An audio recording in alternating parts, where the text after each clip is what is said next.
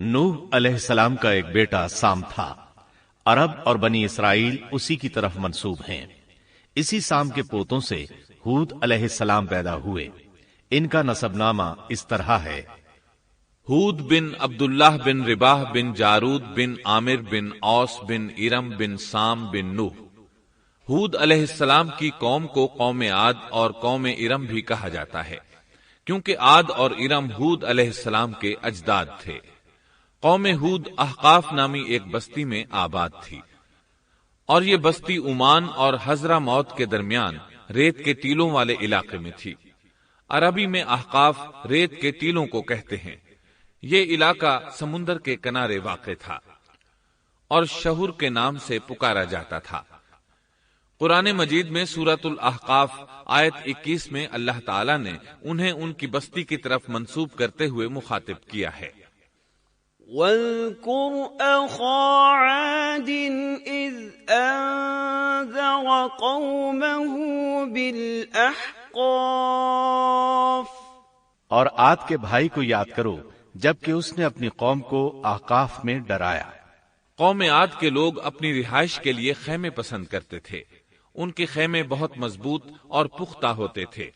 ये लोग उनको बड़ी महारत से बनाते थे, फिर उन पर फख्र करते थे। अल्लाह ताला सूरतुल फज्र आयत 6 ta 8 में फरमाते हैं, अलम तर कैफ फ़अल रब्बुक बिआद इरम ज़ातिल इमाद अल्लती लम युख़लक़ मिस्लुहा फिल बिलाद। क्या आपने नहीं देखा कि आपके रब ने आद के साथ क्या किया, जो नस्ल इरम से थे, सुतूनों वाले थे, जिनके मानंद कोई कौम दुनिया के मुमालिक में पैदा नहीं की गई। अल्लाह ताला ने उनकी कारीगरी और फन की एक मिसाल दी है कि वो ऐसे खैमों में आबाद थे जिनके सतून बहुत मजबूत थे, ताकतवर थे। उन लोगों ने शहरों और बस्तियों को ऐसी कारीगरी से बनाया कि उनके मुतालिक अजीब व गरीब रिवायात मशहूर हो गईं। ये नर्म जमीन में खेमे बनाते थे, इसके साथ पहाड़ों में महल भी बनाते थे। हालांकि रिहाइश के लिए जमीन पर खेमे मौजूद थे। गोया बेकार दौलत और वक्त बर्बाद करते, फिर उस पर फख्र करते। शहरों में जो रास्ते और सड़कें थीं वो बहुत चौड़ी थीं। इन जैसे तवील और कवी लोग बाद में पैदा नहीं हुए। कारीगरी और फनकारी में ये लोग इस मकाम तक पहुंचे कि फिर कोई न पहुंच सका। ये लोग अरब थे और अरबी में बातचीत करते थे। हूद अलैहिस्सलाम भी अरबी थे। इस्माईल अलैहिस्सलाम से पहले के अरब बाशिंदे अरब आरिबा कहलाते हैं। इनके मशहूर कबाइल ये हैं: आद, समूद, जुरहुम, अमीम, कहतान और मदियन वगैरह। इब्राहीम अलैहिस्सलाम की औलाद में इस्माईल अलैहिस्सलाम के बाद आने वाले लोग अरब मुस्तारिबा कहलाते हैं। इस्माईल अलैहिस्सलाम अरबी नहीं थे, कनानी थे। जब इब्राहीम अलैहिस्सलाम इस्माईल अलैहिस्सलाम को मक्का मुअज़्ज़मा में छोड़ आए और इस्माईल अलैहिस्सलाम ने अरबों से मेल जोल कायम किया तो उनसे अरबी सीख ली और इसमें बहुत महारत पैदा कर ली, यहां तक कि आपको अरब का फसीह कहा जाने लगा। अहले अरब में फसाहत व बलागत आप ही से आई। रसूलुल्लाह सल्लल्लाहु अलैहि वसल्लम भी इसी अंदाज में फसीह व बलीग अरबी में बात करते थे। तूफान नूह के बाद जब दोबारा लोगों को पैदा किया गया तो वो एक मर्तबा फिर इन बस्तियों में रहने के लिए चले गए जहां नूह अलैहिस्सलाम रहा करते थे। नूह अलैहिस्सलाम शाम के शिमाल और तुर्की के जुनूबी इलाकों में रहा करते थे। लोग यहां आबाद हो गए। फिर यहां से कुछ लोग फिलिस्तीन और शाम की तरफ हिजरत कर गए और कुछ लोग जजीरे की तरफ हिजरत कर गए और कौम आद जजीरे के जुनूब में आकर आबाद हो गई। उस वक्त तमाम लोग तौहीद पर थे। तूफान के साथ जब जमीन पामाल हो गई तो उस पर सिवाय नूह अलैहिस्सलाम की औलाद के और कोई जिंदा न रहा। ये लोग तौहीद परस्त थे, लेकिन वक्त के साथ साथ कौम आद आबाद हुई और शैतान ने उनके दिलों में वसवसा डाला। इस तरह वो शैतान की इबादत करने लगे। चुनाचे कौम नूह के बाद सबसे पहले जिस कौम ने बुत परस्ती इख्तियार की वो कौम आद थी। इस कौम को अल्लाह ताला ने बहुत डील डॉल दिया था। वो बहुत ताकतवर कौम थी। मुफस्सिरीन बयान करते हैं कि उनके जिस्म बहुत मजबूत और ठोस थे, कद बहुत लंबे थे, آدم علیہ السلام کا قد 60 ہاتھ تھا، اس قوم کا قد بھی قریباً اتنا ہی تھا۔ اس طرف سورۃ الاعراف آیت 69 میں اشارہ موجود ہے۔ اللہ تعالیٰ فرماتے ہیں وَاذْكُرُوا إِذْ جَعَلَكُمْ خُلَفَاءَ مِن بَعْدِ قَوْمِ نُوحٍ وَزَادَكُمْ فِي الْخَلْقِ بَسْطَةً فَاذْكُرُوا آلَاءَ اللَّهِ لَعَلَّكُمْ تُفْلِحُونَ۔ اور تم وہ حالت یاد کرو جب اللہ نے تمہیں قوم نوح کے بعد جانشین بنایا اور ڈیل ڈول میں تمہیں زیادہ پھیلاؤ دیا، سو تم اللہ کی نعمتوں کو زیادہ یاد کرو تاکہ تم فلاح پا جاؤ۔ ہود علیہ السلام کی زبانی اللہ تعالیٰ ان کی فنکاری کو بیان کرتے ہوئے فرماتے ہیں کہ ہود علیہ السلام نے ان سے کہا، کیا تم ایک ایک ٹیلے پر بطور کھیل نشان لگا رہے ہو؟ مطلب یہ کہ یہ لوگ پہاڑوں کی چوٹیوں پر محل تعمیر کرتے تھے۔ جب ان سے کہا جاتا کہ تم رہتے تو زمین پر ہو اور گھر پہاڑوں پر بناتے ہو، اس کی کیا وجہ ہے؟ اور تم اتنے مضبوط محل تعمیر کر رہے ہو، گویا ہمیشہ یہیں رہو گے۔ وہ لوگ دراصل ٹیلوں، گھاٹیوں، دروں اور پہاڑوں پر عمارات تعمیر کرتے تھے، اور ان کا مقصد ان میں رہنا نہیں تھا، بلکہ صرف کھیل کود کے لیے ایسا کرتے تھے۔ ہود علیہ السلام نے انہیں جھنجھوڑا کہ تم ایسا کام کیوں کرتے ہو جس کا کوئی مقصد نہیں، جس کام کے فضول ہونے میں کوئی شک نہیں۔ ہود علیہ السلام انہیں واعظ کرتے تھے، اے میری قوم، اللہ نے تمہیں بڑی قوت سے نوازا ہے۔ تمہاری طاقت کا عالم یہ ہے کہ جب تم کسی پر ہاتھ ڈالتے ہو تو ظلم کرتے ہو، کوئی شخص تمہارے سامنے آنا گوارا نہیں کرتا، لہذا اللہ سے ڈرو اور میری پیروی کرو۔ اس سے ڈرو جس نے ان چیزوں سے تمہاری مدد کی۔ اللہ تعالیٰ نے اپنی ہر طرح کی نعمت، مال، اسباب، اولاد، باغات، شہر، قوت، جسامت اور صنعت کاری سے تمہیں نوازا ہے، لہذا تم اللہ سے ڈرو اور میری اطاعت کرو۔ لیکن ان کی قوم نے کوئی اثر نہ لیا، نہ ان پر ایمان لائی، الٹا لگی تکبر کرنے، اللہ کی حمد کی بجائے اس کی ناشکری کرنے لگی۔ اور تکبر کے بارے میں بات یہ ہے کہ جب سے ابلیس نے اس کو اختیار کیا، یہ اس وقت سے آزمائش بن چکا ہے۔ اللہ تعالیٰ سورہ حامیم السجدہ آیت 15 میں فرماتے ہیں، فَأَمَّا عَادٌ فَاسْتَكْبَرُوا فِي الْأَرْضِ بِغَيْرِ الْحَقِّ وَقَالُوا مَنْ أَشَدُّ مِنَّا قُوَّةً أَوَلَمْ يَرَوْا أَنَّ اللَّهَ الَّذِي خَلَقَهُمْ هُوَ أَشَدُّ مِنْهُمْ قُوَّةً۔ پس قوم عاد نے تو بے وجہ زمین میں سرکشی شروع کر دی اور کہنے لگے کہ ہم سے زوراور کون ہے؟ کیا انہیں یہ نظر نہ آیا کہ جس اللہ نے انہیں پیدا کیا ہے وہ ان سے بہت ہی زیادہ زوراور ہے؟ جب یہ لوگ اپنی سرکشی اور کفر میں حد سے بڑھ گئے، تب اللہ تعالیٰ نے ہود علیہ السلام کو ان کی طرف بھیجا۔ انہوں نے انہیں اللہ کی طرف بلایا اور کہا، اے میری قوم، اللہ کی عبادت کرو، اس کے سوا تمہارا کوئی معبود نہیں۔ کیا تم ڈرتے نہیں؟ قوم کے کافر سردار کہنے لگے، ہم تو دیکھتے ہیں کہ تو نری بے وقوفی میں ہے، ہمارے خیال میں تو جھوٹا ہے۔ اس پر ہود علیہ السلام نے فرمایا، میری قوم، میں بے وقوف نہیں، میں تو تمام جہانوں کے پروردگار کی طرف سے بھیجا گیا ہوں، تمہیں اپنے رب کے پیغامات پہنچا رہا ہوں، اور ہوں بھی تمہارا دلی خیر خواہ اور امانت دار۔ کیا تم اس بات سے تعجب کرتے ہو کہ تم میں سے ایک شخص کی معرفت، اللہ کا ذکر تم تک پہنچا کہ وہ تمہیں خبردار کر دے؟ تم اللہ کی اس نعمت کو یاد کرو کہ اس نے تمہیں قوم نوح کے بعد خلیفہ بنایا اور ڈیل ڈول میں تمہیں زیادہ پھیلاؤ دیا۔ تم اللہ کے احسانات کو یاد کرو تاکہ فلاح اور نجات پا جاؤ۔ ہود علیہ السلام نے اللہ کی عظیم نعمتوں کے ساتھ انہیں نصیحت کی، لیکن وہ بدبخت کفر ہی کرتے رہے۔ آخر انہیں جھنجھوڑنے کے لیے انہوں نے فرمایا، اے میری قوم، اللہ ہی کی عبادت کرو، اس کے سوا تمہارا کوئی معبود نہیں۔ تم تو صرف بہتان بازی کر رہے ہو، یعنی جن بتوں کی تم پوجا کر رہے ہو ان کی پوجا تم نے خود گھڑی ہے۔ اللہ تعالیٰ نے تو اس کے متعلق کوئی دلیل نازل نہیں فرمائی۔ میری قوم کے لوگوں، میں تم سے اس دعوت و تبلیغ کی کوئی اجرت نہیں مانگتا، میرا اجر اس کے ذمے ہے جس نے مجھے پیدا کیا ہے، تو کیا تم پھر بھی عقل سے کام نہیں لیتے؟ اے میری قوم کے لوگوں، اپنے رب سے گزشتہ گناہوں کی معافی طلب کرو، آئندہ گناہوں سے توبہ کرو، تاکہ وہ برسنے والے بادل تم پر بھیج دے اور تمہیں طاقت میں اور بڑھا دے، تاکہ تم گناہگار ہونے کے باوجود روگردانی نہ کرو۔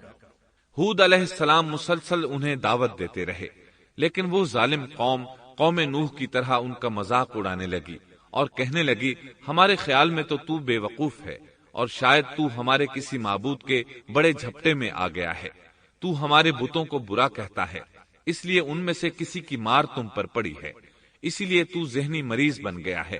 وہ ظالم لوگ چونکہ آخرت پر ایمان نہیں رکھتے تھے اور دنیا میں خوشحالی کی زندگی بسر کر رہے تھے اور تھے بھی اپنی قوم کے سردار، اس لیے اپنے ماتحتوں سے کہنے لگے، یہ تو تم جیسا ہی انسان ہے، وہی کچھ کھاتا ہے جو تم کھاتے ہو اور پیتا بھی وہی کچھ ہے جو تم پیتے ہو۔ اب اگر تم نے اپنے جیسے انسان کی اطاعت قبول کر لی تو سخت خسارے میں رہو گے۔ کیا یہ تمہیں اس بات سے دھمکاتا ہے کہ جب تم مر کر خاک اور ہڈیاں بن جاؤ گے تو پھر زندہ کیے جاؤ گے؟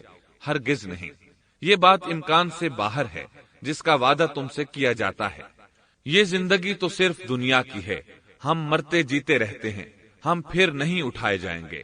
یہ تو وہ شخص ہے جس نے اللہ پر جھوٹ باندھا ہے، ہم اس پر یقین کرنے والے نہیں۔ ہود علیہ السلام انہیں دعوت دیتے رہے، یہاں تک کہ ان کی قوم نے واضح طور پر کہہ دیا کہ آپ ہمیں واز سنائیں یا نہ سنائیں، ہم تو اپنی روش نہیں چھوڑیں گے، یہ تو پرانے لوگوں کا دین ہے۔ اس طرح قوم انہیں مسلسل جھٹلاتی ہی رہی۔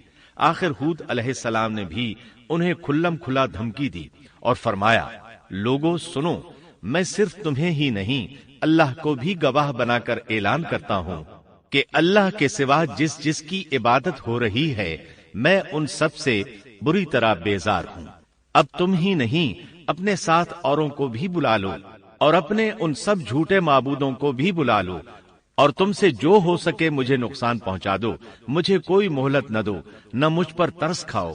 یہ فرمانے کے بعد انہوں نے اللہ سے دعا کی، رب انصرنی بما کذبون، اے پروردگار ان کے جھٹلانے پر تو میری مدد فرما۔ اللہ کی طرف سے آپ کو جواب ملا، یہ تو بہت ہی جلد اپنے کیے پر پچھتانے لگیں گے۔ اللہ کے نبی کا انکار کرنے، اس سے بغض رکھنے اور اس کا مذاق اڑانے والوں کا انجام کیا ہوا؟ اللہ نے انہیں ایسے زناٹے کی آندھی سے تہس نہس کیا کہ جس کی تاریخ میں مثال نہیں ملتی۔ اللہ نے ان سے بارش روک لی، اس سے خشک سالی کی کیفیت پیدا ہو گئی، درخت اور پھل ختم ہو گئے، وہ لوگ بارش کی خواہش کرنے لگے۔ اسی حالت میں ایک دن اللہ نے انہیں عذاب دینے کا ارادہ فرمایا۔ انہوں نے دیکھا ایک سیاہ بادل ان کی طرف بڑھ رہا ہے، خوشی سے اچھلنے لگے، کہنے لگے یہ بادل ہم پر برسنے والا ہے، جبکہ ان کا خیال غلط تھا۔ دراصل ابر کی صورت میں یہ وہ قہر الہی تھا جس کے آنے کی وہ جلدی مچا رہے تھے۔ وہ عذاب ان کی بستیوں کی تمام چیزوں، پھلوں، خیموں، درختوں کو تہس نہس کرتا ہوا آیا۔ اسے اللہ کا یہی حکم تھا۔ آندھی اس قدر زبردست تھی کہ پہاڑوں پر ان کے تعمیر کردہ محلوں تک کو اڑا لے گئی۔ مجرموں کا یہی بدلہ ہے۔ اللہ تعالی سورۃ الزاریات آیت 41 اور 42 میں فرماتے ہیں، وَفِي عَادٍ إِذْ أَرْسَلْنَا عَلَيْهِمُ الرِّيحَ الْعَقِيمَ مَا تَذَرُ مِن شَيْءٍ أَتَتْ عَلَيْهِ إِلَّا جَعَلَتْهُ كَالرَّمِيمِ۔ اسی طرح عادیوں میں بھی ہماری طرف سے تنبیہ ہے، جبکہ ہم نے ان پر خیر و برکت سے خالی آندھی بھیجی، وہ جس چیز پر گرتی تھی اسے بوسیدہ ہڈی کی طرح چورا چورا کر دیتی تھی۔ اس آندھی نے ہر چیز کو فنا کر کے رکھ دیا۔ اللہ تعالیٰ ان کی تباہی ایک جگہ ان الفاظ میں بیان کرتے ہیں، قوم عاد نے بھی جھٹلایا، پس کیسا ہوا میرا عذاب اور میری ڈرانے والی باتیں۔ ہم نے ان پر تیز و تند مسلسل چلنے والی ہوا ایک لگاتار منحوس دن میں بھیج دی، جو لوگوں کو اٹھا اٹھا کر دے پٹکتی تھی۔ گویا کہ وہ جڑ سے کٹے ہوئے کھجور کے تنے ہیں۔ پس کیسی رہی میری سزا اور میرا ڈرانا؟ یقیناً ہم نے قرآن کو نصیحت کے لیے آسان کر دیا ہے، پس کیا ہے کوئی نصیحت پکڑنے والا؟ ایک تیسرے مقام پر اللہ نے ان کی ذلت اور رسوائی کا ذکر یوں کیا ہے، قوم عاد بے حد تند اور تیز ہوا سے غارت کر دی گئی۔ وہ ہوا ان پر برابر لگاتار 7 رات اور 8 دن تک اللہ کے حکم سے چلتی رہی۔ آپ وہاں ہوتے تو دیکھتے کہ وہاں لوگ یوں چاروں شانوں چت گرے پڑے ہیں جیسے وہ کھجوروں کے کھوکھلے تنے ہوں۔ کیا ان میں سے کوئی بھی آپ کو باقی نظر آ رہا ہے؟ ہود علیہ السلام کو اللہ تعالیٰ نے اپنی رحمت سے نجات دی۔ باقی تمام جگہوں پر تباہی تھی، لیکن جس جگہ ہود علیہ السلام اور ان کے ساتھی تھے اس طرف یہ ہوا پھٹکی بھی نہیں۔ کہا جاتا ہے کہ ایک باڑ تھی جس میں ہود علیہ السلام، حیوانات، چوپائے اور ان پر ایمان لانے والے تھے، اور آندھی نے ہر چیز کو فنا کر ڈالا۔ اللہ تعالیٰ سورہ آراف آیت 72 میں فرماتے ہیں، فَأَنْجَيْنَاهُ وَالَّذِينَ مَعَهُ بِرَحْمَةٍ مِّنَّا وَقَطَعْنَا دَابِرَ الَّذِينَ كَذَّبُوا بِآيَاتِنَا وَمَا كَانُوا مُؤْمِنِينَ۔ غرض ہم نے انہیں اور ان کے ساتھیوں کو اپنی رحمت سے بچا لیا اور ان لوگوں کی جڑ کاٹ دی جنہوں نے ہماری آیتوں کو جھٹلایا تھا اور وہ ایمان لانے والے نہ تھے۔ اسی طرح سورہ ہود میں اللہ فرماتے ہیں، جب ہمارا حکم آ پہنچا تو ہم نے ہود کو اور ان کے ساتھیوں کو اپنی خاص رحمت سے نجات دی۔ ہم نے ان سب کو سخت عذاب سے صاف بچا لیا۔ یہ تھے قوم عاد کے لوگ جنہوں نے اپنے رب کی آیتوں کا انکار کیا اور اس کے رسولوں کی نافرمانی کی، اور ہر ایک سرکش نافرمان کے حکم کو مانا۔ دنیا میں بھی ان پر لعنت لگا دی گئی اور قیامت کے دن بھی۔ دیکھ لو، قوم عاد نے اپنے رب سے کفر کیا، ہود کی قوم عاد پر لعنت ہو۔ اس طرح قوم عاد تباہ ہو گئی۔ ان کے بعد مومنوں نے ان کے باقی بچ جانے والے مکانات پر قبضہ کر لیا اور وہاں رہنے لگے۔ پھر ہود علیہ السلام نے حضرہ موت میں وفات پائی۔ اب ہم آتے ہیں سیدنا صالح علیہ السلام کے قصے کی طرف۔ دن گزرتے گئے اور لوگ ایک بار پھر ابلیس لعین کے وسوسے میں آ کر کفر کی طرف پلٹ آئے، کیونکہ ابلیس کسی بھی شخص کو وسوسے میں ڈالے بغیر نہیں چھوڑتا۔ اس طرح ایک بار پھر کفر پھیل گیا، چنانچہ اللہ نے ان کی ہدایت کے لیے صالح علیہ السلام کو مبعوث فرمایا۔ یہ سمود کے پوتوں میں سے ایک عربی نبی تھے۔ ان کا نسب نامہ اس طرح ہے: صالح بن عبید بن سیاف بن ماشح بن عبید بن حاضر بن سمود بن ارم بن سام بن نوح علیہ السلام۔ گویا صالح علیہ السلام کا تعلق قوم سمود سے تھا، اور یہ قوم عاد کی نسل سے تھی۔ سمود کی قوم نے یمن کو خیر باد کہا اور جزیرے سے شمال کی طرف منتقل ہو گئے۔ پھر وہاں ہجر نامی ایک بستی میں جا ٹھہرے۔ قرآن کریم کی سورۃ الحجر اسی بستی کے نام سے موسوم ہے۔ قوم عاد کا تذکرہ سورۃ الحجر کے علاوہ سورۃ الاحقاف اور سورہ ہود میں بھی ہے۔ اللہ تعالیٰ سورۃ الحجر آیت 80 میں فرماتے ہیں، وَلَقَدْ كَذَّبَ أَصْحَابُ الْحِجْرِ الْمُرْسَلِينَ۔ اور ہجر والوں نے بھی رسولوں کو جھٹلایا۔ ہجر قوم سمود کا مرکزی شہر تھا۔ اب وہ مدائن صالح کے نام سے مشہور ہے۔ یہ شہر مدینہ منورہ کے شمال مغرب میں 380 کلومیٹر کے فاصلے پر واقع ہے۔ یہ لوگ بھی پہاڑوں کو تراش کر گھر بناتے تھے۔ یہ صنعت اور کاریگری انہوں نے قوم عاد سے وراثت میں پائی تھی۔ اللہ تعالیٰ سورۃ الفجر آیت 9 میں فرماتے ہیں، وَثَمُودَ الَّذِينَ جَابُوا الصَّخْرَ بِالْوَادِ۔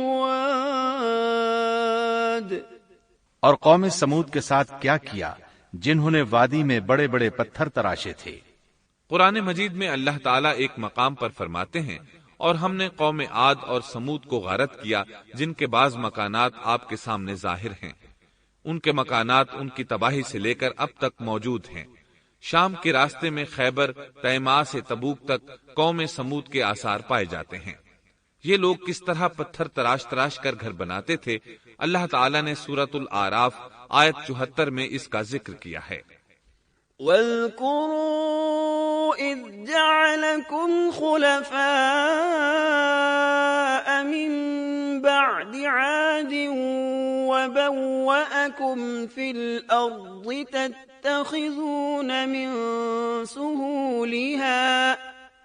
تتخذون من سهولها قصورا وتنحتون الجبال بيوتا فاذكروا آلاء الله ولا تعثوا في الأرض مفسدين۔ اس وقت کو یاد کرو جب اللہ تعالیٰ نے تمہیں قوم عاد کے بعد جانشین بنایا اور تمہیں زمین پر رہنے کا ٹھکانہ دیا کہ نرم زمین پر محل بناتے ہو اور پہاڑوں کو تراش تراش کر ان میں گھر بناتے ہو، سو اللہ کی نعمتوں کو یاد کرو اور زمین میں فساد مت پھیلاؤ۔ یہ آیت ان کی طاقت، جسم کی صلاحیت اور ماہر فن ہونے پر دلیل ہے۔ پہاڑوں کو تراشنا دراصل قوم عاد کی عادت تھی۔ یہ بھی چونکہ انہی سے تھے، اس لیے وراثت میں یہ کام انہیں بھی آ گیا تھا۔ جس طرح اللہ نے عاد کو اپنی نعمتوں سے نوازا تھا، اسی طرح سمود کو ان سے بڑھ کر نعمتیں دی تھیں۔ اللہ تعالیٰ صالح علیہ السلام کی زبانی ان سے فرماتے ہیں، اے قوم سمود، کیا تمہیں ان چیزوں میں بے فکری سے رہنے دیا جائے گا، یعنی باغات، چشموں، کھیتوں اور کھجوروں میں جن کا خوشہ ملائم ہے، اور تم پہاڑوں کو تراش کر پرتکلف گھر بناتے ہو، پس اللہ سے ڈرو اور میرا کہنا مانو۔ لیکن ان لوگوں نے ہر طرح سے قوم عاد کی پیروی کی، نصیحت پکڑنے کی بجائے بتوں کی عبادت شروع کر دی۔ اللہ نے ان کے درمیان صالح علیہ السلام کو مبعوث فرمایا۔ آپ نبوت ملنے سے پہلے بھی عقل مند اور علم والے تھے، باعزت گھرانے سے تعلق رکھتے تھے، اپنے معاملات میں لوگ ان سے مشورے لیتے تھے، لہذا انہیں ایک خاص مقام حاصل تھا۔ لیکن جب آپ نے انہیں ایک اللہ پر ایمان لانے، اس کے سوا کسی کی عبادت نہ کرنے کی دعوت دی تو ان کا ساتھ چھوڑ گئے۔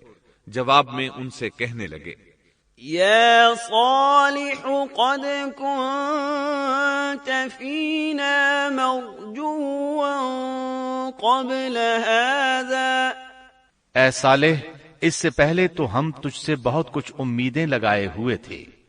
مطلب یہ کہ پہلے تو ہمارے نزدیک آپ کا بہت مرتبہ تھا، مقام تھا، ہمیں آپ سے بہت امیدیں تھیں، لیکن آپ نے تو یہ باتیں کہہ کر ہماری ساری امیدوں پر پانی پھیر دیا۔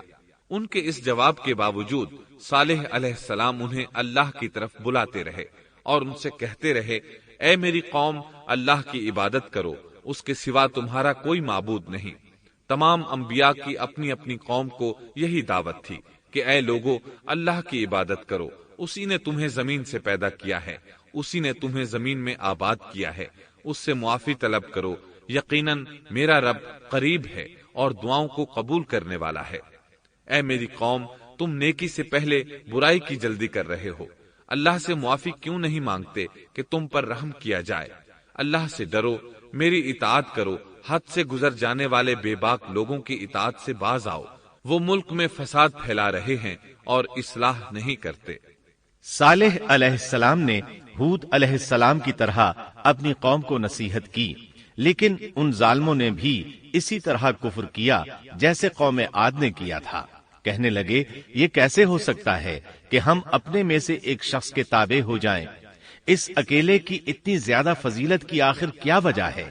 ہم نہیں مان سکتے کہ ہم میں صرف اسی ایک پر اللہ کی باتیں نازل ہوتی ہیں۔ پھر وہ اس سے بھی آگے بڑھے اور اللہ کے نبی کو کھلے الفاظ میں پرلے درجے کا جھوٹا کہا، جادوگر کہا۔ پھر یہ سرکش اور کافر لوگ صالح علیہ السلام کے ساتھ ایمان لانے والے کمزور غریب لوگوں کو مخاطب کر کے کہنے لگے، کیا تم صالح پر ایمان رکھتے ہو؟ ہم تو اس کے منکر ہیں۔ اس طرح صالح علیہ السلام دن رات انہیں دعوت دیتے رہے، یہاں تک کہ یہ لوگ صالح علیہ السلام سے کہنے لگے، تم نے اور تمہارے ساتھیوں نے ہمارے اندر نحوست پھیلا رکھی ہے اور اسی لیے ہم مشکلات اور مصائب کا شکار ہیں، لہذا تم ہم سے دور ہو جاؤ۔ صالح علیہ السلام نے انہیں جواب دیا، تم پر نحوست اللہ کی طرف سے ہے، تم فتنے میں پڑے ہوئے لوگ ہو۔ پھر اس کے بعد وہ لوگ صالح علیہ السلام سے مکمل طور پر دشمنی کرنے لگے، اور انہوں نے آپ کو یہاں تک کہہ دیا کہ آپ ہماری مجلس میں نہ آیا کریں کیونکہ آپ منحوس ہیں۔ پھر بات یہاں تک پہنچی کہ صالح علیہ السلام نے انہیں اللہ کے عذاب سے ڈرایا، دھمکایا اور کہا، يا قوم أرأيتم إن كنت على بينة من ربي وآتاني منه رحمة فمن ينصرني من الله إن عصيته فما تزيدونني غير تخسير۔ اے میری قوم کے لوگو، ذرا بتلاؤ تو اگر میں اپنے رب کی طرف سے کسی مضبوط دلیل پر ہوا اور اس نے مجھے اپنے پاس سے رحمت عطا کی ہو، پھر میں نے اس کی نافرمانی کی، تو کون ہے جو اس کے مقابلے میں میری مدد کرے؟ تم تو میرا نقصان ہی بڑھا رہے ہو۔ یعنی فرض کرو اگر میں حق پر ہوا اور یقیناً میں حق پر ہوں اور اللہ تعالیٰ نے مجھے اپنی نبوت سے بھی نوازا ہے، پھر بھی میں تمہاری باتوں میں آ کر اس کی نافرمانی کروں تو بلا شبہ اس وقت میں گھاٹے میں ہوں گا اور تم بھی خسارہ پانے والے ہوگے۔ اس پر وہ ظالم لوگ مقابلے پر اتر آئے، کہنے لگے اگر تو سچا ہے تو کوئی معجزہ لے آ، لیکن وہ معجزہ ہماری مرضی کے مطابق ہو، اس صورت میں ہم ضرور ایمان لے آئیں گے۔ آپ ایسا کریں کہ بستی کے کنارے پتھریلی چٹان میں سے دودھ دینے والی 10 ماہ کی حاملہ اونٹنی نکالیں، اس کا رنگ سرخ ہو۔ صالح علیہ السلام سے یہ مطالبہ کر کے وہ سردار لوگ ایک طرف بیٹھ گئے اور مذاق اڑانے لگے۔ ایک کہنے لگا اونٹنی 10 ماہ کی ہو، حاملہ ہو، دوسرا کہنے لگا لازمی طور پر اس کا رنگ سرخ ہو، پھر ایک تیسرا سردار بولا اس کی کھال پر بہت زیادہ اون ہو، چوتھا بولا موٹی تازی ہو، ہم نے پہلے اس قسم کی اونٹنی دیکھی نہ ہو، پانچواں بولا وہ اتنی بڑی ہو کہ اکیلی ایک دن تمام کنویں کا پانی پی جائے اور دوسرے روز ہم پئیں۔ یہ لوگ اسی طرح مذاق اڑا رہے تھے کہ صالح علیہ السلام نے ان سے کہا، اگر تمہاری مطلوبہ اونٹنی تمہیں مل جائے تو کیا تم ایمان لے آؤ گے؟ سب نے مل کر کہا، ہاں ضرور لے آئیں گے۔ صالح علیہ السلام نے فرمایا، تب تم ایک دن سب لوگوں کو جمع کر لو۔ مقررہ دن وہ لوگ جمع ہو گئے۔ ان کی موجودگی میں صالح علیہ السلام نے اللہ سے دعا کی، زمین پر زلزلہ طاری ہوا، ان کی آنکھوں کے سامنے چٹان پھٹی اور اس سے بالکل ویسی ہی اونٹنی نکلی جیسا کہ ان کا مطالبہ تھا۔ انہوں نے اپنی زندگی میں ایسی اونٹنی کبھی نہیں دیکھی تھی۔ اس میں وہ تمام صفات موجود تھیں جن کا ذکر ان لوگوں نے کیا تھا۔ اللہ تعالیٰ صالح علیہ السلام کی زبانی سورہ ہود آیت 64 میں فرماتے ہیں، وَيَا قَوْمِ هَٰذِهِ نَاقَةُ اللَّهِ لَكُمْ آيَةً فَذَرُوهَا تَأْكُلْ فِي أَرْضِ اللَّهِ وَلَا تَمَسُّوهَا بِسُوءٍ فَيَأْخُذَكُمْ عَذَابٌ قَرِيبٌ۔ اے میری قوم، یہ اللہ کی بھیجی ہوئی اونٹنی ہے، یہ تمہارے لیے ایک معجزہ ہے۔ اب تم اسے اللہ کی زمین میں کھاتی ہوئی چھوڑ دو اور اسے کسی طرح کی تکلیف نہ پہنچاؤ، ورنہ فوری عذاب تمہیں آ پکڑے گا۔ اس اونٹنی کو چونکہ کسی اونٹنی نے جنم نہیں دیا تھا، اس لیے اس کو ناقۃ اللہ یعنی اللہ کی اونٹنی کہا گیا۔ پھر صالح علیہ السلام نے فرمایا، لوگو سن لو، ایک دن یہ اونٹنی پانی پیے گی، ایک دن تم پیو گے، تم میں سے کوئی اسے تکلیف نہ پہنچائے، ورنہ اللہ کا بدترین عذاب تم پر نازل ہوگا۔ سورۃ القمر میں اللہ فرماتے ہیں، بے شک ہم اونٹنی کو ان کے لیے آزمائش بنا کر بھیج رہے ہیں، تم صبر کے ساتھ ان کے انجام کا انتظار کرو۔ اس نشانی کے ظہور کے بعد اللہ تعالیٰ نے صالح علیہ السلام کو مخاطب کر کے فرمایا، تم اب دیکھتے رہو کہ ان کا انجام کیا ہوتا ہے، ان کی سختیوں پر صبر کرو، ان سے کہہ دو کہ پانی پر ایک دن ان کا اختیار ہوگا اور ایک دن اس اونٹنی کا، خبردار کوئی زیادتی نہ کرے اور اس اونٹنی کو پانی پینے سے نہ روکے۔ سورۃ الشمس میں اللہ تعالیٰ فرماتے ہیں کہ ان سے اللہ کے رسول نے فرما دیا تھا کہ اللہ کی اونٹنی کی اور اس کے پانی پینے کی باری کی حفاظت کرو، یعنی اسے نہ تو پانی پینے سے روکو اور نہ ہی اسے کوئی تکلیف پہنچاؤ۔ اس معجزے کو دیکھ کر لوگ دو گروہوں میں بٹ گئے۔ بہت کم لوگوں نے صالح علیہ السلام کی پیروی کی، ان پر ایمان لائے، جبکہ اکثر لوگ پھر بھی اپنے کفر پر ڈٹے رہے۔ اللہ تعالیٰ فرماتے ہیں ان لوگوں نے خود معجزے کا مطالبہ کیا تھا، لیکن اس کو اپنی آنکھوں سے دیکھنے کے باوجود ظلم پر اڑے رہے اور کفر پر اصرار کرتے رہے۔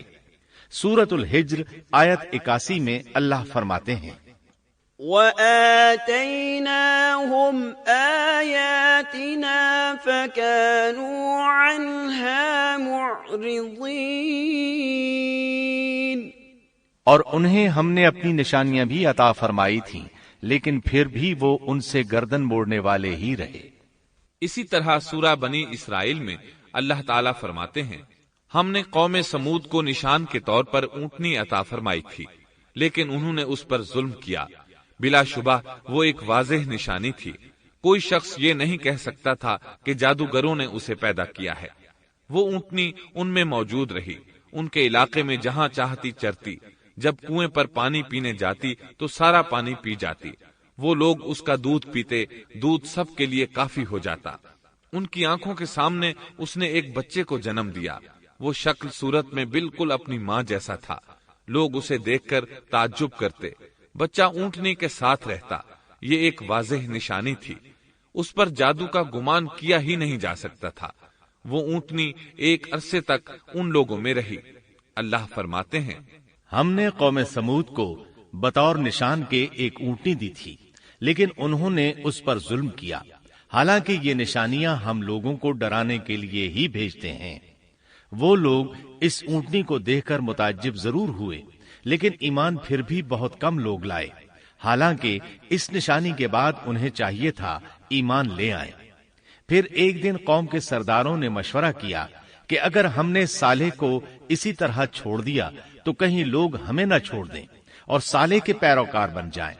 اس اونٹنی نے تو ہمیں مصیبت میں ڈال دیا ہے، ہم پورا ایک دن پانی کو چھو بھی نہیں سکتے، کیونکہ یہ سارا دن پانی پیتی رہتی ہے۔ پھر یہ اس قدر دیو ہیکل ہے کہ اسے دیکھ کر ہماری بکریاں بھاگ جاتی ہیں، اونٹ اسے دیکھ کر خوفزدہ ہو جاتے ہیں، لہٰذا ہمیں چاہیے کہ اس سے چھٹکارا حاصل کر لیں۔ وہ آپس میں مشورہ کرتے رہے، آخر انہوں نے ایک آدمی منتخب کیا۔ مورخین کا اس پر اتفاق ہے کہ اس کا نام قدار بن سالف تھا، اس کے ساتھ اس کا ایک ساتھی بھی تھا۔ ان دونوں نے مل کر اونٹنی کو قتل کیا۔ اللہ تعالیٰ سورۃ القمر آیت 29 اور 30 میں فرماتے ہیں فَنَادَوْا صَاحِبَهُمْ فَتَعَاطَى فَعَقَرَ فَكَيْفَ كَانَ عَذَابِي وَنُذُرِ۔ پھر انہوں نے اپنے ساتھی کو بلایا، تب اس نے ہاتھ بڑھایا اور اس کی کونچیں کاٹ دیں، پھر دیکھا ہمارا عذاب اور ڈراوا کیسا تھا۔ اس قدار کے بارے میں نبی کریم صلی اللہ علیہ وسلم کا ارشاد ہے کہ پہلے لوگوں میں سے سب سے زیادہ بدبخت یہی تھا۔ اللہ تعالیٰ نے قرآن مجید میں اس کا ذکر یوں فرمایا ہے فَنَادَوْا صَاحِبَهُمْ، پھر انہوں نے اپنے ساتھی کو پکارا۔ سورۃ الشمس میں اللہ فرماتے ہیں إِذِ انبَعَثَ أَشْقَاهَا، جب ان میں بڑا بدبخت شخص اٹھ کھڑا ہوا۔ یہ بدبخت قدار اٹھا، اپنے ساتھی کو ساتھ لیا اور اونٹنی کو قتل کرنے کے لیے تیار ہو گئے۔ آپس میں مشورہ ہوا کہ یہ نہ کہا جائے ہم نے اسے قتل کیا ہے۔ اس طرح باقی لوگوں نے بھی ان سے اتفاق کیا۔ اللہ تعالیٰ سورہ نمل آیت 48 میں فرماتے ہیں وَكَانَ فِي الْمَدِينَةِ 9 رَهْطٍ يُفْسِدُونَ فِي الْأَرْضِ وَلَا يُصْلِحُونَ۔ اور اس شہر میں 9 آدمی ایسے تھے جو زمین میں فساد کرتے تھے اور اصلاح نہیں کرتے تھے۔ مطلب یہ کہ یہ لوگ فساد کی انتہا کو پہنچے ہوئے تھے، ان میں بھلائی نام کو نہیں تھی اور نہ ان کا فساد کی اصلاح کا ارادہ تھا۔ بخاری، مسلم اور مسند احمد کی ایک حدیث میں ہے، رسول اللہ صلی اللہ علیہ وسلم نے ایک بار اپنے خطبے میں اس اونٹنی اور اسے مار ڈالنے کا ذکر فرمایا۔ آیت اذم بعثا اشقاہا کی تلاوت کرتے ہوئے فرمایا کہ جیسے ابو زمعہ تھا، اسی جیسا یہ شخص بھی اپنی قوم میں عزیز، دلیر اور بڑا آدمی تھا۔ تمام لوگوں نے اس بدبخت کے ساتھ عہد کیا اور اسے یقین دہانی کرائی کہ اگر تمہارے ساتھ کسی نے برائی کا ارادہ کیا تو تمام قوم تمہاری حمایت میں اٹھ کھڑی ہوگی۔ اس یقین دہانی کے بعد یہ بدبخت اونٹنی کے انتظار میں بیٹھ گئے۔ اونٹنی پہاڑ کی طرف سے آتی تھی اور پانی پی کر واپس چلی جاتی تھی، یہی اس کا معمول تھا۔ جب ان لوگوں نے چٹان سے اونٹنی کو نکلتے دیکھا تو اچانک حملہ کرنے کے لیے آگے بڑھے، لیکن اس کا جثہ دیکھ کر خوفزدہ ہو گئے، الٹے پاؤں بھاگے۔ بدبخت قدار نے اپنے ساتھیوں کی یہ حالت دیکھی تو ہنس پڑا اور آگے بڑھ کر اونٹنی کی ران میں تیر مارا۔ اس سے اونٹنی کی ران کی ہڈی ٹوٹ گئی اور وہ نیچے گر گئی۔ پھر اس ظالم نے اپنے ساتھیوں کو آواز دی اور آگے بڑھ کر اونٹنی کی کونچیں کاٹ دی۔ سورۃ الشمس میں اللہ تعالیٰ فرماتے ہیں، ان لوگوں نے اپنے پیغمبر کو جھوٹا سمجھ کر اس اونٹنی کی کونچیں کاٹ دی، پس ان کے رب نے ان کے گناہوں کے باعث ان پر ہلاکت ڈالی اور پھر ہلاکت کو عام کر دیا اور اس بستی کو برباد کر دیا۔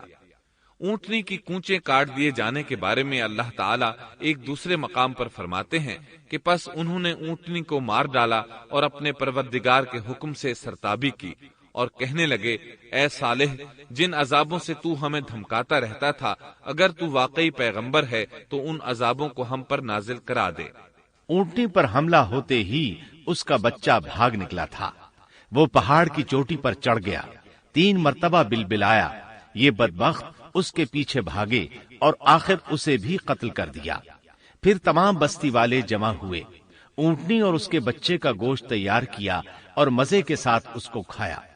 اس جرم میں ان سب نے شرکت کی، البتہ جو لوگ صالح علیہ السلام پر ایمان لے آئے تھے وہ الگ تھلگ رہے۔ صالح علیہ السلام کو جب یہ خبر ملی تو وہ گھبرائے ہوئے اونٹنی کے پاس پہنچے۔ اونٹنی بے جان پڑی تھی، اس کا بچہ بھی بے جان تھا۔ لوگ ان کے گرد جمع تھے اور ان کا گوشت کھا رہے تھے۔ اس وقت صالح علیہ السلام نے ان سے کہا، فقال تمتعوا في داركم 3 أيام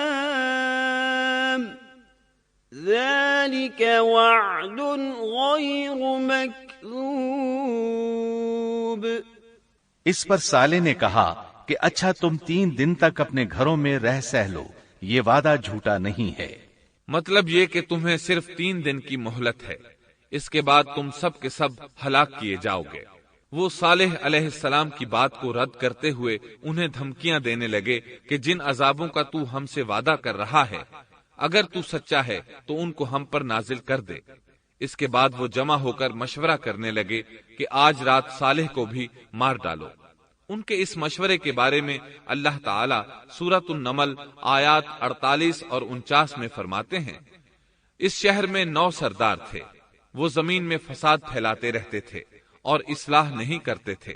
انہوں نے آپس میں بڑی بڑی قسمیں کھا کھا کر عہد کیا کہ رات ہی کو صالح اور اس کے گھر والوں پر چھاپا ماریں گے اور اس کے وارثوں سے صاف کہہ دیں گے کہ ہم اس کے اہل کی ہلاکت کے وقت موجود نہیں تھے اور ہم بالکل سچے ہیں۔ اب یہ لوگ صالح علیہ السلام کے گھر کی طرف چلے۔ اللہ تعالیٰ سورۃ النمل آیات 50 اور 51 میں فرماتے ہیں، وَمَكَرُوا مَكْرًا وَمَكَرْنَا مَكْرًا وَهُمْ لَا يَشْعُرُونَ فَانظُرْ كَيْفَ كَانَ عَاقِبَةُ مَكْرِهِمْ أَنَّا دَمَّرْنَاهُمْ وَقَوْمَهُمْ أَجْمَعِينَ۔ اور انہوں نے ایک داؤ کھیلا سو ہم نے بھی ایک ایسا داؤ کھیلا کہ انہیں خبر بھی نہ ہوئی، پھر دیکھو کہ ان کے داؤ کا کیا انجام ہوا، ہم نے انہیں اور ان کی ساری قوم کو ہلاک کر دیا۔ صالح علیہ السلام کا گھر پہاڑ کی بلندی پر تھا۔ یہ فسادی لوگ ابھی اوپر چڑھ رہے تھے کہ زمین حرکت کرنے لگی۔ ایک چٹان اوپر سے لڑھکتی ہوئی آئی اور ان تمام کو پیس کر رکھ دیا۔ ان 9 فسادی لوگوں کی ہلاکت کے ساتھ ہی اللہ کے عذاب کی ابتدا ہو چکی تھی۔ چنانچہ صالح علیہ السلام نے اپنے ساتھیوں کے ساتھ اس بستی کو چھوڑ دیا، یعنی وہ ہجر کے علاقے سے نکل گئے۔ صبح ہوئی تو لوگوں نے ایک عجیب منظر دیکھا۔ قوم سمود کے تمام لوگوں کے چہرے زرد پڑ چکے تھے۔ وہ سب رونے لگے کیونکہ عذاب کے آثار شروع ہو چکے تھے۔ دوسرے دن تمام لوگوں کے چہرے آگ کی طرح سرخ ہو گئے اور تیسرے دن تمام کے چہرے سیاہ ہو چکے تھے۔ اپنی یہ حالت دیکھ کر سب لوگ رونے اور چیخ پکار کرنے لگے، اپنی قبریں کھودنے لگے۔ اب انہیں یقین ہو چکا تھا کہ عذاب کا وعدہ برحق تھا۔ اللہ تعالیٰ نے انہیں پہلی قوموں کی طرح ایک قسم کا عذاب نہیں دیا تھا، جیسے قوم نوح کو صرف طوفان کے ذریعے ہلاک کیا گیا، قوم عاد کو صرف طوفانی ہوا کے ذریعے ہلاک کیا گیا، لیکن قوم سمود کو اللہ تعالیٰ نے طرح طرح کے عذابوں سے دوچار کیا، اس لیے کہ انہوں نے اپنی مطلوبہ شرط پوری ہونے کے باوجود ایمان قبول نہیں کیا تھا۔ عذاب کی ابتدا زلزلے سے ہوئی، زمین حرکت کرنے لگی۔ اس کی وجہ سے وہ لوگ اپنے گھروں میں اوندھے کے اوندھے پڑے رہ گئے، ان میں اٹھنے کی طاقت تک نہ رہی۔ پھر آسمان میں سخت کڑاکا ہوا، اس کی ہولناک دہشت انگیز چنگھاڑ نے ان کے بھیجے پھاڑ کر رکھ دیے۔ ایک ہی لمحے میں ایک ساتھ وہ سب ڈھیر ہو گئے۔ ان کی ہلاکت اور تباہی کو بیان کرتے ہوئے اللہ تعالی سورۃ الزاریات آیات 43 تا 45 میں فرماتے ہیں، وَفِي ثَمُودَ إِذْ قِيلَ لَهُمْ تَمَتَّعُوا حَتَّى حِينٍ فَعَتَوْا عَنْ أَمْرِ رَبِّهِمْ فَأَخَذَتْهُمُ الصَّاعِقَةُ وَهُمْ يَنظُرُونَ فَمَا اسْتَطَاعُوا مِنْ قِيَامٍ وَمَا كَانُوا منتصرین۔ اور سمود کے قصے میں بھی عبرت ہے، جب ان سے کہا گیا کہ تم کچھ دن تک فائدہ اٹھا لو، لیکن انہوں نے اپنے رب کے حکم سے سرتابی کی، اس پر انہیں ان کے دیکھتے دیکھتے تیز و تند کڑاکے نے ہلاک کر دیا، پس نہ تو وہ کھڑے ہو سکے اور نہ بدلہ لے سکے۔ اسی طرح سورہ ہود میں اللہ تعالیٰ نے ان کی تباہی کا نقشہ اس طرح کھینچا ہے کہ ایک زور کی کڑک نے ان ظالموں کو آ لیا، پھر تو وہ اپنے گھروں میں زانوں کے بل مردہ پڑے رہ گئے، ایسے گویا کہ وہ کبھی آباد ہی نہ تھے۔ سورۃ القمر میں اللہ نے ان کی رسوائی ان الفاظ میں بیان کی ہے، ہم نے ان پر ایک چیخ بھیجی، پھر وہ ایسے ہو گئے جیسے کانٹوں کی باڑ کا چورا۔ دوسری طرف صالح علیہ السلام اور ان کے ساتھیوں کو اللہ تعالیٰ نے اپنی رحمت سے نجات دی۔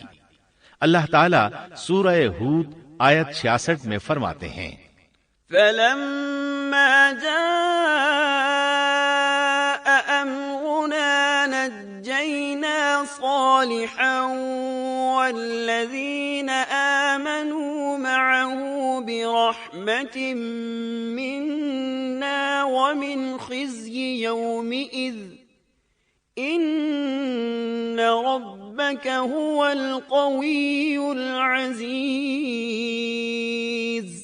پھر جب ہمارا فرمان آ پہنچا، ہم نے صالح اور ان پر ایمان لانے والوں کو اپنے فضل سے اس سے بچا لیا اور اس دن کی رسوائی سے بھی۔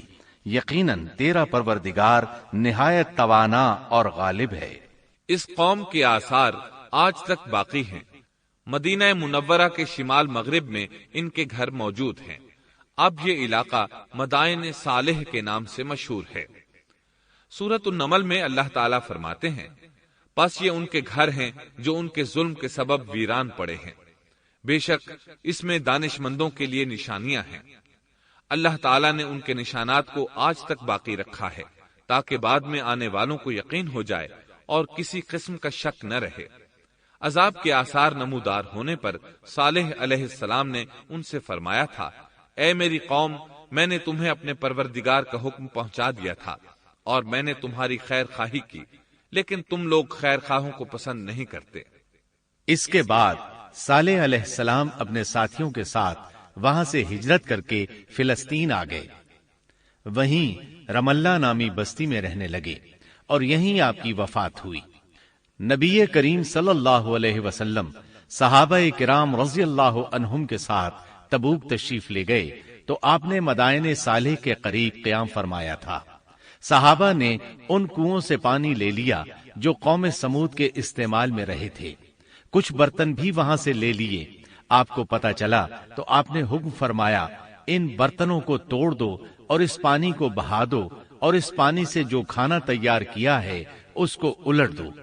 آپ نے انہیں ان گھروں میں داخل ہونے سے بھی روک دیا جن میں اللہ کا عذاب نازل ہوا تھا۔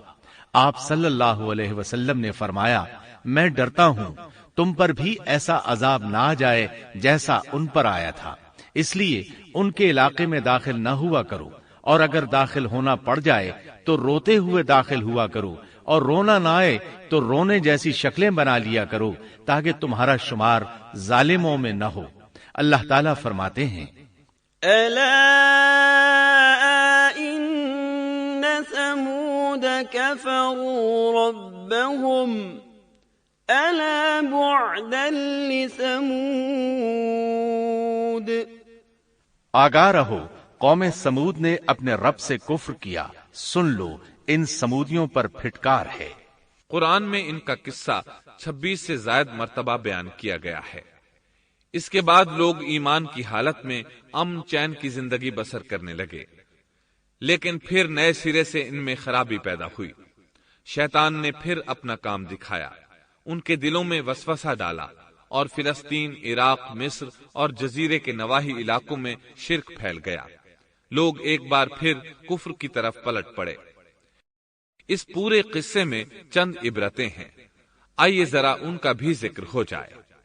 اللہ تعالیٰ کی اونٹنی اگرچہ سیدنا صالح علیہ السلام کی نبوت کا ایک نشان تھی، ان کی سچائی کا ثبوت تھی، لیکن قرآن کریم کی وضاحت یہ ہے کہ وہ قوم سمود کی آزمائش کے لیے تھی اور وہی ان کی ہلاکت کا نشان ثابت ہوئی، جیسا کہ سورۃ القمر میں اللہ تعالیٰ فرماتے ہیں، إنا مرسل الناقة فتنة لهم فارتقبهم واصطبر۔ بے شک ہم اونٹنی کو ان کی آزمائش اور امتحان کے لیے بھیجنے والے ہیں، پس تو ان کے انتظار میں رہ اور صبر اختیار کر۔ سنت اللہ یہ رہی ہے کہ اگر وہ اپنے پیغمبر کو کسی قوم کی ہدایت کے لیے بھیجے اور قوم اس کی ہدایت پر کان نہ دھرے تو ضروری نہیں کہ وہ قوم ہلاک کر دی جائے، لیکن جو قوم اپنے نبی سے اس وعدے پر نشان طلب کرے کہ اگر ان کا مطلوبہ نشان ظاہر ہو گیا تو وہ ایمان لے آئیں گے، اور پھر نشان آ جانے کے بعد وہ ایمان نہ لائے تو اس قوم کی ہلاکت یقینی ہے۔ اللہ تعالیٰ پھر اس قوم کو معاف نہیں کرتے جب تک کہ وہ تائب نہ ہو جائے اور اللہ کے دین کو قبول نہ کرے، یا عذاب الہی سے صفحہ ہستی سے مٹ کر دوسروں کے لیے عبرت کا نشان بن جائے۔ لیکن اس سنت سے نبی کریم صلی اللہ علیہ وسلم کی امت مستثنا ہے، اس لیے کہ آپ صلی اللہ علیہ وسلم نے وضاحت فرمائی ہے، میں نے اللہ تعالیٰ سے دعا مانگی ہے کہ اللہ تعالیٰ میری امت میں عذاب عام مسلط نہ فرمائے، اور اللہ نے میری دعا قبول فرما لی۔ قرآن میں اللہ تعالیٰ نے نبی کریم صلی اللہ علیہ وسلم کی اس بات کی یوں تصدیق کی ہے، وَمَا كَانَ اللَّهُ لِيُعَذِّبَهُمْ وَأَنْتَ فِيهِمْ۔ اے رسول، اس حال میں کہ تو ان میں موجود ہے، اللہ تعالیٰ ان کافروں پر عذاب مسلط نہیں کرے گا۔ اور یہ ایک خطرناک غلطی ہے، نفس کا دھوکہ ہے کہ انسان عیش و عشرت اور دنیاوی جاہ و جلال کو دیکھ کر یہ خیال کر بیٹھے، یہ گمان کر لے کہ جس قوم یا فرد کے پاس یہ سب کچھ موجود ہے وہ ضرور اللہ تعالیٰ کے سائے میں ہے، اور یہ کہ ان کی یہ خوش عیشی اس بات کی علامت ہے کہ اللہ تعالیٰ کی خوشنودی ان کے ساتھ ہے۔ یہ نفس کا دھوکہ ہے، غلط فہمی ہے، بلکہ کج فہمی ہے۔ قرآن کریم کے اس واقعے میں جگہ جگہ اس بات کی وضاحت ہے کہ بعض اوقات زیادہ سے زیادہ خوش عیشی زیادہ سے زیادہ عذاب کا پیش خیمہ ثابت ہوتی ہے۔ اگرچہ قوموں کے لیے اس کی مدت چند ماہ یا چند سال نہیں بلکہ گھبرا دینے والی مدت ہی کیوں نہ ہو، مگر ہر قسم کی دنیاوی کامیابیوں اور خوش عیشیوں کے ساتھ جب ظلم، سرکشی اور غرور کسی قوم کا مستقل شعار بن جائے تو سمجھ لو اس کی تباہی اور ہلاکت کا وقت قریب آ پہنچا۔